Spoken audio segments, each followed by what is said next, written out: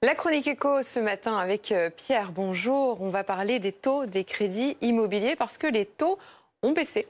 Oui, en juillet, pour attirer les clients, les banques ont révisé légèrement à la baisse leurs taux. Alors, en moyenne, on est passé en un mois de 1,29% à 1,25%, avec des différences évidemment selon la durée de l'emprunt. Vous voyez que sur 15 ans, la moyenne se rapproche du seuil assez symbolique des 1%, ce seuil il avait déjà été franchi il y a maintenant un an.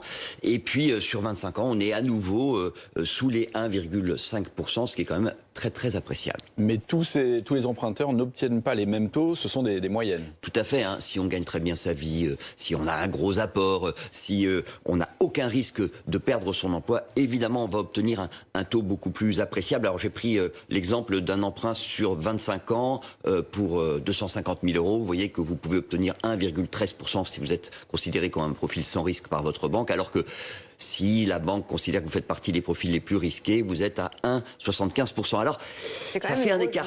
Ça fait une grosse différence parce que par mois, vous allez avoir une mensualité qui va être différente de 50 euros. Mais si vous faites sur la totalité de la durée de l'emprunt, eh bien, c'est 15 000 euros d'économie pour celui qui a le meilleur profil.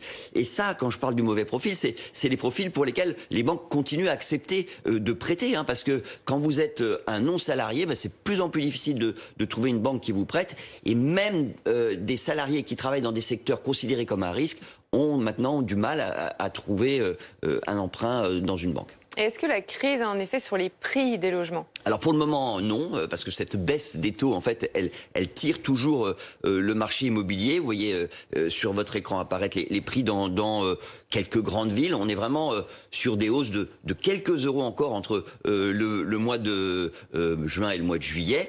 Et sur la France entière, meilleurs agents observent une hausse moyenne, bien sûr, de 0,3% en un mois.